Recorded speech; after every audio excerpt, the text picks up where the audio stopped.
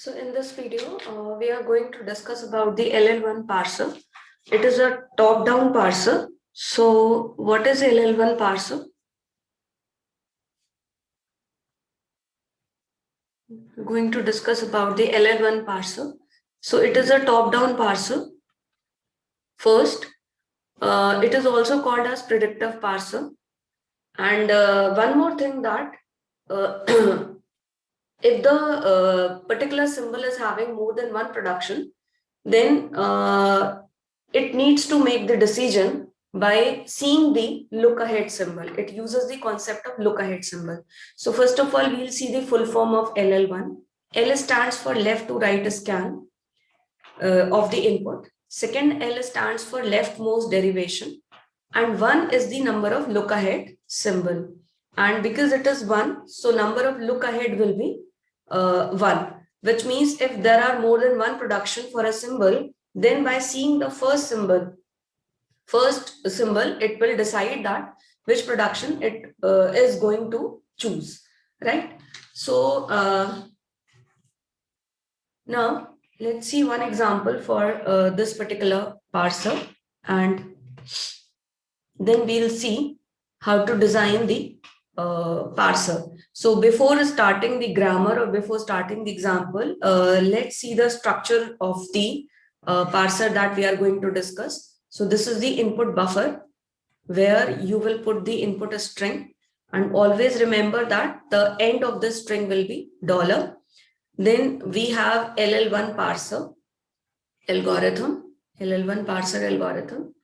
Then by using the algorithm, we will generate the LL1 parsing table, and also we will use the stack to validate the particular string is accepted by the parser using a grammar or not. And the top of the stack will be initially $sign, right? So this is the structure of the parser, fine? So let's take one example and we will see how to design the parsing table. First of all, we'll design the parsing table. After that, we'll take one example and we'll try to parse that particular example or validate that example using a stack, right? So let's take a grammar. अभी हमने इसका first of follow भी निकाला था. So TE dash, then we have E dash tends to plus TE dash or epsilon. Then we have T tends to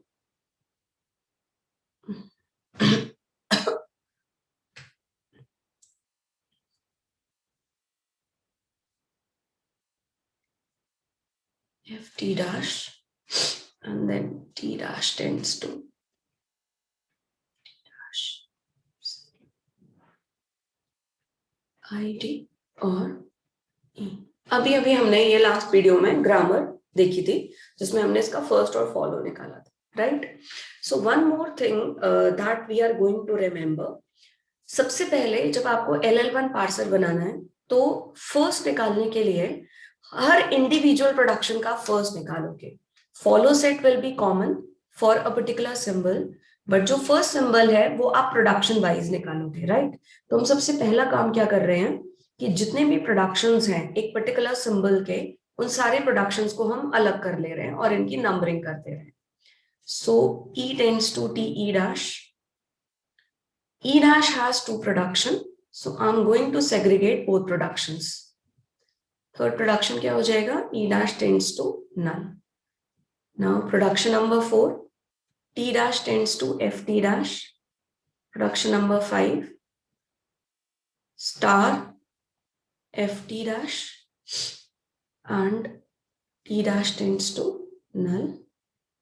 7, F tends to ID, and 8, F tends to opening bracket closing bracket E.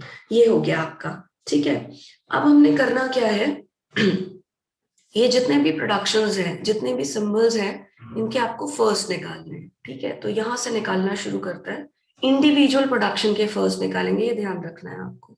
So first of F for this particular production is opening bracket. First of F for this particular production is ID. first of t dash for this production is epsilon, first of t dash for this production is star, first of t is first of f. ठीक है, first of t is first of f. So first of f आपको चाहिए and first of f आपके पास फिलहाल दो हैं, तो हम दोनों लिख लेते हैं यहाँ पर यूनियन करके, right? Now first of e dash as per this production is null and first of e dash as per this production is plus, and then first of e. First of e is first of t. What is first of t? Is id and opening bracket. तो ये हमारा निकल गया, ठीक है. Now अब हमें follow sets निकालने हैं. So we'll find out the follow sets. Okay, so follow of e. Follow आपका कंबाइंड सेट निकलेगा, follow of e. So follow of e because e is a start symbol, तो dollar आएगा and e is followed by closing bracket. हम already निकाल चुके हैं ये sets, मैं डायरेक्ट लिख रही हूं. आप लास्ट वीडियो अगर देखोगे तो you will come to know how did we find the follow of these non terminals. तो मैं अब डायरेक्ट लिख रही हूँ. आप पीछे वाला वीडियो देख लीजिएगा, अगर आपने स्किप कर दिया हो वो वीडियो, आपको पता चल जाएगा कि ये वाली जो ग्रामर है उसका हमने फॉलो कैसे निकाला.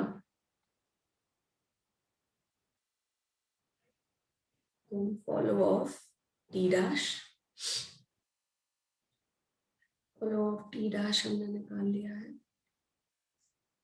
And then at last follow of F. Follow of F हमने निकाला, so it is star closing bracket and dollar. ठीक है.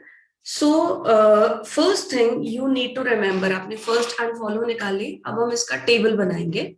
Will design the table of the grammar, table of the LL1 parser for this particular grammar. अब आपको एक चीज याद रखनी है, जब भी आप टेबल बना रहे हो तो आपको क्या ध्यान रखना है, ये जो प्रोडक्शंस आपने अलग अलग नोट डाउन करे हैं, ये जो प्रोडक्शंस आपने नोट डाउन करे हैं, इन प्रोडक्शन को आपको टर्मिनल एंड सिंबल वाले सेल में लिखना है बेसिकली. ठीक है. और आप कहाँ लिखोगे इस प्रोडक्शन को? Where the terminal is coming under the first set of the non terminal. आप सबसे पहले क्या करोगे, इस पर्टिकुलर प्रोडक्शन का फर्स्ट सेट निकालोगे. जो टर्मिनल्स इसके सेट में आ रहे होंगे उस टर्मिनल के नीचे आप इस पर्टिकुलर प्रोडक्शन को लिख दोगे.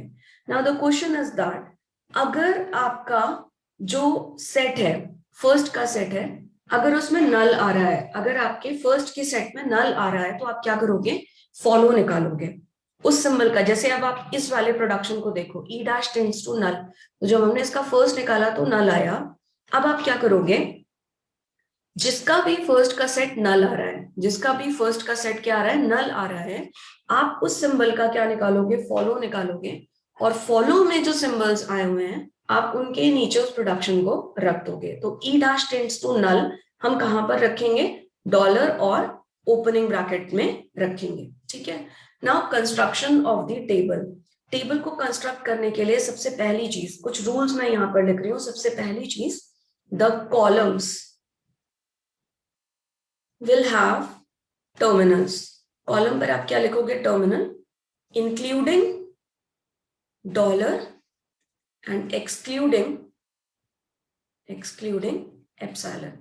नल को आप हटा दोगे और डॉलर को आप टर्मिनल्स में इंक्लूड कर लोगे. दूसरा, अब आपकी जो रोज हैं वो कितनी बनेंगी, रो इक्वल्स टू बनेगा number of variables, number of non terminals कितने हैं आपके पास. ठीक है. थर्ड थिंग मैंने आपको बताई, सेल की एंट्री आप दो तरीके से करोगे.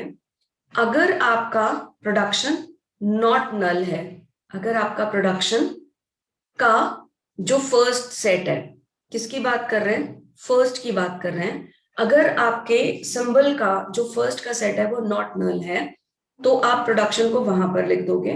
लेकिन अगर ये नल है तो आप उसका क्या निकालोगे, फॉलो निकालोगे. ठीक है, तो ये रूल्स हमने फॉलो करने हैं टेबल को बनाते वक्त. Now I try to make a table in the remaining space. तो आपके पास टर्मिनल्स क्या क्या है, पहली चीज हम देख लेते हैं. So we have plus, star, opening bracket, closing bracket and dollar. These are the terminals we have. Now variables हमारे पास क्या क्या है? E, we have E dash, then T, then we have T dash and F. हमारे cell क्योंकि छोटे हैं तो हम प्रोडक्शन का नंबर लिखेंगे, बट आप इन सेल्स को बड़ा बना सकते हैं. You can write down the full production in the cells. ठीक है, तो हम ये 1 2 3 4 5 6 7 8 जो हमने नंबरिंग करी हुई है इनको हम लिखेंगे सेल के अंदर. ओके, सो सबसे पहले E का फर्स्ट प्रोडक्शन जो है इसका फर्स्ट देखते हैं, आईडी एंड ओपनिंग ब्रैकेट. तो जो पहला प्रोडक्शन है वो हम कहाँ रखेंगे? आईडी और ओपनिंग ब्रैकेट वाले सेल में रखेंगे. आईडी नहीं बनाया मैंने, तो हम इससे आईडी अज्यूम कर लेते हैं डॉलर की बजाय, और डॉलर के लिए हम एक और बना देंगे. ये हो गया ID and last is dollar. ये हमने डॉलर के लिए बना दिया कॉलम. ठीक है, सो फर्स्ट वाला प्रोडक्शन हमने कहाँ कहाँ रखना है? हमने रखना है फर्स्ट वाला प्रोडक्शन एक आईडी में और एक हमने रखना है ओपनिंग ब्रैकेट में. तो हमने फर्स्ट वाले प्रोडक्शन की एंट्री फर्स्ट के सेट में कर दी, आईडी एंड ओपनिंग ब्रैकेट. ठीक है, अब आ जाइए second production, E dash tends two plus T E dash. इसकी एंट्री हमें करनी है. तो जब हम इसकी एंट्री करेंगे तो हमने देखा कि इस वाले प्रोडक्शन के लिए हमारे पास फर्स्ट जो है वो प्लस है. ठीक है, तो इस वाले प्रोडक्शन को हम कहाँ रख देंगे? प्लस में रख देंगे. Now come to the third production, E dash का एक और प्रोडक्शन है, E dash tends to null. अब इसका फर्स्ट का सेट क्या आ रहा है? नल आ रहा है. क्योंकि इसका फर्स्ट का सेट नल आ रहा है तो अब आप इसको, इस वाले प्रोडक्शन को, थर्ड प्रोडक्शन को कहाँ रखोगे? ई डैश के फॉलो में रखोगे. Now what is follow of E dash? Dollar and closing bracket. तो third production dollar and closing bracket. E dash का जो सेकेंड प्रोडक्शन है ई डैश वाली रो में ही रखोगे. सेकेंड प्रोडक्शन का फर्स्ट क्योंकि नल आया था तो हम इसके फॉलो में इस प्रोडक्शन को रखेंगे. ठीक है, अब हम आ जाते हैं T tends to F T dash. T का इस वाले प्रोडक्शन के लिए फर्स्ट का सेट देखते हैं, ID and opening bracket. So ID is 4 and opening bracket is 4. ये हमने रख दिया. अब हम क्या करने वाले हैं? ये हमने कर दिया. Now T dash tends to star F T dash. T dash के ये वाले प्रोडक्शन के लिए first of T star, production number 5. अब टी डैश का एक और प्रोडक्शन है दैट टेंड्स टू नल. इसका मतलब इसका जो फर्स्ट का सेट आया है वो नल आया है, तो हम टी डैश के फॉलो में इस प्रोडक्शन को रखेंगे, प्रोडक्शन नंबर 6 को. सो टी डैश का follow plus then opening closing bracket and then dollar. तो हमने 6 को यहां रख दिया. अब F tends to ID. So under ID, I will write 7. And then F tends to opening bracket, E closing bracket. For that, it is opening bracket. So 8. This is the entry that I have done for the LL1 parsing table. ये production के numbers हैं. यहां हमने numbering करी हुई है. यहां हमने हर सिंबल का फर्स्ट प्रोडक्शन वाइज निकाला हुआ है एंड फॉलो सिंबल वाइज निकाला हुआ है. ठीक है, अब when you are filling the table, then you have to remember every cell should have only one entry. Every cell should have only one entry. If a particular cell is having more than one entry, अभी हम एक example देखेंगे. If a particular cell is having more than one entry, which means that grammar cannot be parsed by the LL1 parser. मैं फिर से repeat कर रही हूँ. If a particular cell, किसी एक सेल में अगर एक से ज्यादा एंट्रीज हैं, मान लीजिए 2 प्रोडक्शन आ रहे हैं, इस वाले सेल में 5 भी आ रहा था और 6 भी आ रहा था, तो उस केस में क्या होगा कि आपकी जो ग्रामर, गिवन ग्रामर है, वो LL1 पार्सर से पार्स नहीं हो सकती है. So you have to make sure कि आपके हर एक सेल में एक ही एंट्री आए, तभी आपकी ग्रामर पार्स हो सकती है, वरना आपकी ग्रामर LL1 से पार्स नहीं हो सकती है। So we are keeping the lecture till over here only. Next lecture में हम क्या देखेंगे, वी विल सी कि किस तरीके से एक ग्रामर को उठाएंगे, एक इनपुट स्ट्रिंग लेंगे और फिर उसको स्टैक से पार्स करके देखेंगे।